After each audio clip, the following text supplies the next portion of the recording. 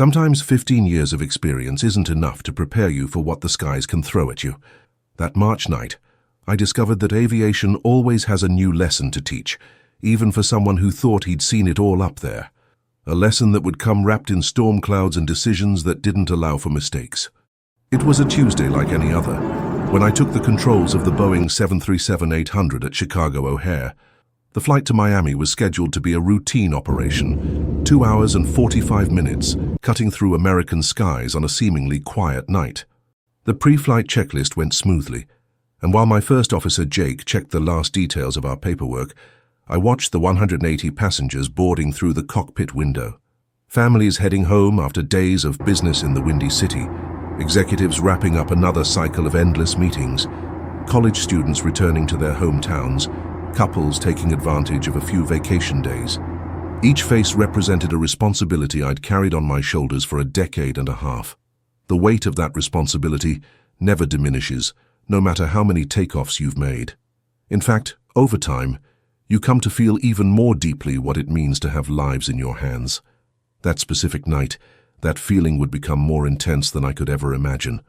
The weather report indicated favorable conditions for the entire route, with just a few scattered clouds and winds within normal parameters for the time of year.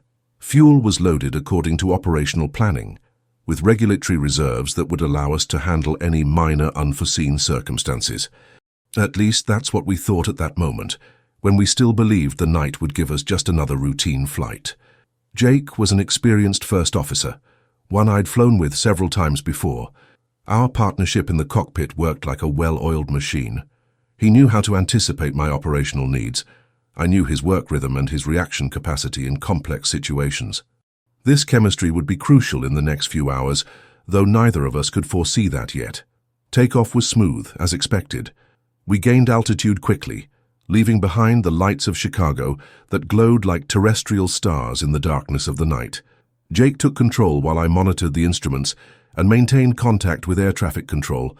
The routine was established. He would pilot to Miami. I would be the pilot monitoring, responsible for communications and overall flight management. The first 40 minutes of flight passed in absolute normalcy.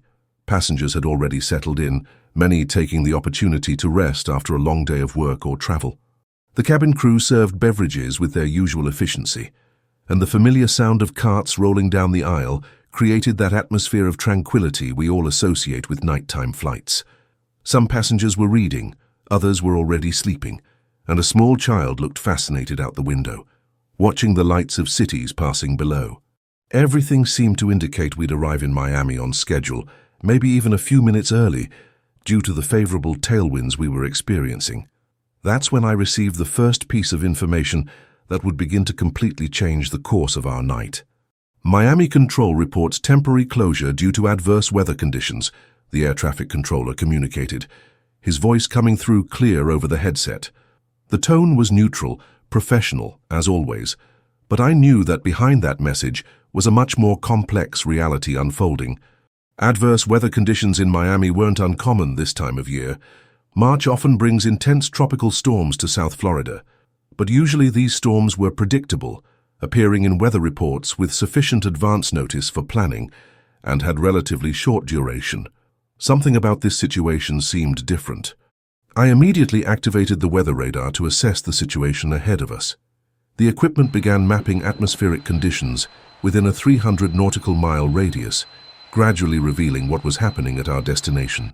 What I saw on the screen made me frown and get Jake's attention. A mass of heavy clouds extended over a much larger area than normal, covering not just Miami, but also a good portion of the Florida coast. The colors on the radar indicated intense precipitation, and more worryingly, the formation was moving rapidly westward, growing in intensity as it moved. This wouldn't be just a passing shower, it was a severe storm of considerable proportions. "Jake, we're going to need to reassess our flight plan," I told my first officer, keeping my voice calm and professional so as not to alarm any passengers who might be listening to our conversation. He immediately transferred aircraft control to the autopilot and began calculating alternate routes, accessing navigation charts and consulting available airport options in the region.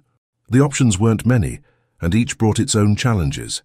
We could try to circumnavigate the storm by flying further west and then returning to the coast, which would mean adding at least an hour more to flight time and consuming a significant amount of additional fuel. Alternatively, we could wait at one of the alternate airports until conditions in Miami improved, but that would mean canceling the return flight scheduled for the next morning, affecting hundreds of other passengers. The problem was that our fuel reserves, which seemed more than sufficient at the beginning of the flight for a routine operation, now began to become a critical variable in the equation. Every additional minute of flight, every extra mile traveled, every holding procedure would consume fuel we might need later.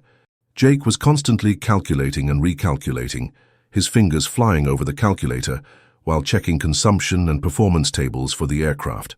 With current fuel, we have margin for approximately 45 minutes of holding at altitude or a diversion of up to 150 nautical miles, he informed me, his voice revealing the concern that was beginning to take hold of us. I maintained constant contact with air traffic control, requesting updates on conditions in Miami and information about alternate airport availability. The response I received 15 minutes later further complicated our situation. Tampa, our primary alternate airport clearly specified in our flight plan, was also experiencing adverse weather conditions. A second storm front had formed unexpectedly in the region, also blocking this option we considered safe. It was as if the weather was conspiring against us, systematically closing all the doors we had planned to use in case of emergency. If you're following this story and want to hear more accounts like this from behind the scenes of commercial aviation, consider subscribing to Black Box so you don't miss any episodes from our skies. Chicago O'Hare, our departure point, remained open with favorable weather conditions, but the fuel needed to return safely would leave us operating very close to minimum regulatory limits. It would be technically possible, but would put us in a situation where any additional unforeseen circumstance, a missed approach procedure, an extended hold for landing, headwinds stronger than forecast, could take us to a fuel emergency situation. It was at that moment that 15 years of experience began to speak louder than any procedures manual or airline protocol. Every decision I made from that point forward would have direct consequences on the lives of 183 people, including me, Jake, and our cabin crew. The pressure was immense, almost physical, as if the weight of all that responsibility had materialized on my shoulders. But curiously, at the same time, I felt a mental clarity that only comes with years of intensive training and accumulated practical experience. It was as if my mind had automatically filtered out all distractions and focused exclusively on the central problem, finding a safe solution to our situation. Jake was calculating and recalculating our fuel options every 5 minutes, using different wind and consumption scenarios. I analyzed the weather radar images that were constantly updating, trying to identify any gap in cloud coverage or any sign that the storms might be losing intensity. The storm in Miami seemed to be intensifying minute by minute, with precipitation echoes indicating not just heavy rain, but also hail and severe surface winds. Reports coming from Miami Tower Control confirmed winds up to 45 knots, gusting to 60, visibility reduced to less than 1,000 meters and extremely low cloud ceiling. This wasn't the type of condition any responsible pilot would attempt an approach in, especially with an aircraft full of passengers. But at the same time, we needed to find a solution quickly before our options became even more limited by continuous fuel consumption. Fuel in aviation is like time. You can never recover what's already been spent, and every minute that passes reduces your future options. That's when I made a decision that would completely change the flight dynamics and test all my technical knowledge and operational experience. Instead of passively accepting the limitations imposed by the weather, I decided to explore a third option that wasn't in our original plans, but which I knew well from previous flights. Jacksonville. The Florida airport was smaller than Miami, with fewer ground support resources and more basic navigation equipment, but it had a crucial advantage at that moment. Weather conditions there seemed stable according to the latest available reports. The problem was that flying to Jacksonville would mean operating very close to our absolute fuel limits, leaving an extremely small safety margin. If for any reason we couldn't land there on the first attempt, if there was traffic on the runway, if local weather conditions suddenly deteriorated, if we needed a missed approach procedure, we'd be in a critical situation with no viable alternatives. It would be like betting all our chips on a single play. But my experience told me it was the best available option, considering all the variables at play. I communicated my intention to air traffic control and requested clearance to divert to Jacksonville. The response came quick and professional. Cleared to divert to Jacksonville. Contact Atlanta Center on frequency 125.4 for coordination of the new route. Now it was a matter of managing every drop of fuel like liquid gold, optimizing every aspect of the operation to maximize our efficiency. I adjusted our altitude to FL 350, the most efficient level for our aircraft in that weight configuration, slightly reducing cruise speed to optimize the engine's specific consumption. Every operational decision was calculated not just in terms of flight safety, but also fuel economy. I requested air traffic control for a direct route to Jacksonville, avoiding any procedure that might increase the distance to be traveled. Jake completely recalculated our fuel planning based on the new destination, considering factors like cruise altitude, speed, forecast wind conditions, and Jacksonville's specific approach procedures. The numbers were tight, but viable if everything went according to plan. The tension in the cockpit was palpable, though I made sure to maintain calm and confident communication with the cabin crew so passengers wouldn't perceive the complexity of the situation we were facing. I discreetly informed the purser about our destination change and the need to keep passengers calm and comfortable during what could be a more complex approach than usual. Experience had taught me that passengers' perception of flight safety is directly influenced by the crew's behavior and attitude. If we maintained our composure and professionalism, they would remain calm even without knowing about the technical challenges we were facing. As we approached the Jacksonville area, available fuel became increasingly critical. Jake constantly monitored the quantity indicators, updating me every 5 minutes on our exact situation. We were operating within minimum safety limits established by regulation, but with a much smaller margin than ideal for a commercial passenger flight. Any unforeseen circumstance in the approach, unexpected traffic in the airport area, need for a missed approach procedure, extended holding for landing clearance, would put us in a declared fuel emergency situation with all the operational and safety implications that would entail. The responsibility weighed heavier than ever before in my career. This was one of those situations where experience becomes absolutely fundamental, where technical knowledge accumulated over the years needs to ally with intuition developed through thousands of flight hours. Every movement of the yoke, every engine power adjustment, every operational decision was being made with acute awareness that there was no margin for error or suboptimal decisions. It was like walking a tightrope. One false step and the consequences could be disastrous. Jake and I communicated constantly, checking and confirming every flight parameter, every performance calculation, every procedure to be executed. Our cockpit partnership, developed over several previous flights, was being tested to the maximum. He anticipated my needs.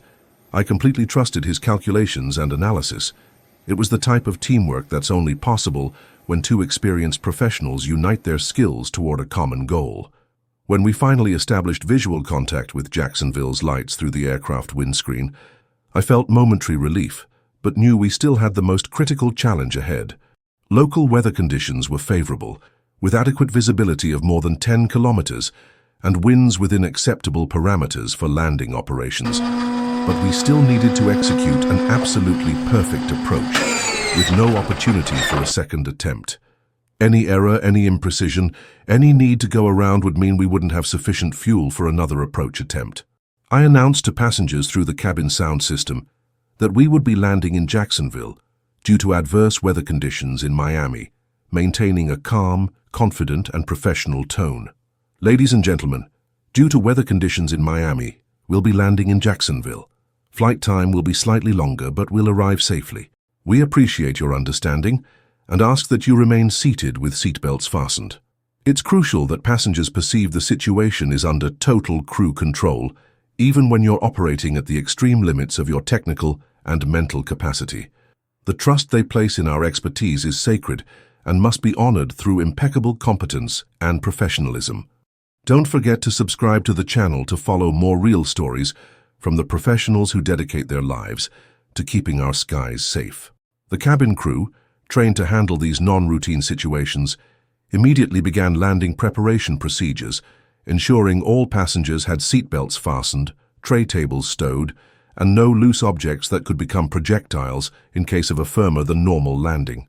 Jake conducted a complete and detailed briefing of the Jacksonville approach while I finalized landing performance calculations, considering specific factors like runway length, surface wind conditions, aircraft weight at landing moment, and brake and spoiler configuration. Every number needed to be mathematically perfect, approach speed calculated to the knot, aircraft configuration optimized for specific conditions, touchdown point on the runway determined with meter precision. There was no room for improvisation or approximate procedures. Everything had to work on the first try.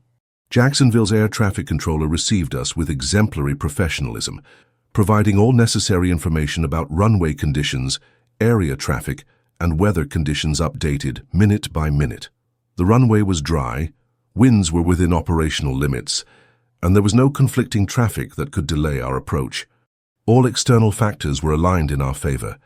Now it depended exclusively on our technical ability to execute a perfect landing. During initial descent, I mentally reviewed every stage of the approach procedure. Jacksonville has a relatively straightforward instrument approach, without significant obstacles or complex procedures, but the pressure of knowing we had only one chance transformed even the simplest procedures into challenges requiring total concentration. Jake constantly monitored our flight parameters: altitude, speed, aircraft configuration, fuel consumption, alerting me to any deviation, however small, from planned ideal values. Our communication was constant but economical. Every word had its specific purpose.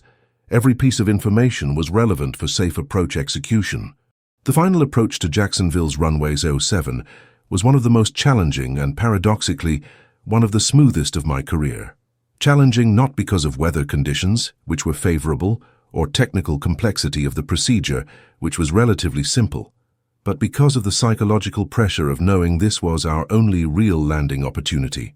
Every movement of the yoke, every power adjustment, every trajectory correction was executed with acute awareness that there would be no second chance.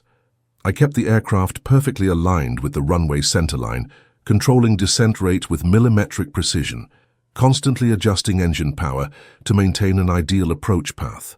Jake tracked every parameter on the instrument panel, providing me continuous information about altitude, speed, and descent rate. 500 feet, speed good, on glide, he announced when we crossed 500 feet height above the runway. 100 feet, speed good, runway in sight, he continued as we approached the critical moment of touchdown. The touchdown was smooth and precise, exactly at the planned point. Approximately 300 meters past runway 07's threshold. I felt the main wheels make contact with the asphalt with that characteristic sound every pilot knows and which, at that moment, sounded like music to my ears. I immediately applied brakes progressively and controlled deployed spoilers to reduce wing lift and assist in deceleration, keeping the aircraft perfectly aligned with the runway centerline throughout the entire landing roll. Jake monitored our deceleration speed, confirming we were within normal parameters for our weight configuration and runway conditions. It was only when the aircraft came to a complete stop at the parking ramp, with engines already shut down and all post-flight checklists initiated, that I allowed myself to truly relax my shoulders and mentally acknowledge that we had managed to overcome all the challenges of that night. All 183 aircraft occupants were safe on solid ground, even though it wasn't exactly the destination they had planned when boarding in Chicago a few hours earlier. Remaining fuel was within minimum regulatory safety limits, but with a margin that wouldn't allow any significant additional operation. If we had needed a second approach, or if we had faced any significant delay during the approach, the situation would have officially become a fuel emergency. After passenger deplaning and complete post-flight procedures, Jake and I conducted a detailed and thorough analysis of the entire operation. Every decision was reviewed and questioned. Every calculation was independently verified. Every communication was analyzed in terms of clarity and effectiveness. This is how we learn and evolve in aviation, not just from our errors and failures, but also by critically analyzing situations that went well, identifying what could have been done differently or more efficiently, recognizing points where luck may have played a role, and points where our technical competence was decisive. This post-flight analysis isn't just an academic exercise. It's a fundamental tool for the continuous professional development that characterizes the best pilots. That March night, I discovered that even with 15 years of accumulated experience, more than 8,000 flight hours in different aircraft types and conditions, the skies can still surprise us in ways that challenge all our planning and preparation. Weather can change rapidly and unpredictably, closing options that seemed completely safe just a few hours before. Detailed planning is fundamental and forms the basis of any safe operation, but the ability to quickly adapt to constantly changing circumstances is equally important. More than that, I learned that experience isn't just about accumulated technical knowledge or proficiency in operational procedures. It's about maintaining calm and clear thinking under extreme pressure, about making critical decisions based on limited and frequently contradictory information, about taking total responsibility for the consequences of those decisions, and about leading a team in situations where there's no margin for error. Every passenger who deplaned in Jacksonville that night represented a life that had been entrusted to my care and professional competence. Some were visibly frustrated with the unexpected destination change, worried about missed commitments and unrealized connections. Others didn't even perceive the real complexity of the situation we had faced during the flight, simply thanked us for safe transport and departed for their final destinations. But for me, regardless of each passenger's individual reaction, that night became a definitive milestone in my aeronautical career. A constant and vivid reminder that in commercial aviation, complacency is literally the first step toward disaster. We can never assume we know and control all relevant variables, that we completely master all possible situations. The skies are a dynamic and constantly changing environment, demanding constant respect, meticulous preparation, and mainly profound humility before natural forces that are far beyond our human control. That night's experience taught me viscerally that being a good commercial pilot isn't just about flying well and following procedures in normal and predictable conditions. It's about maintaining operational excellence even when everything around you is changing rapidly and unexpectedly. It's about making difficult and consequential decisions with incomplete information and limited time, always unconditionally prioritizing safety over any other operational, commercial, or personal consideration.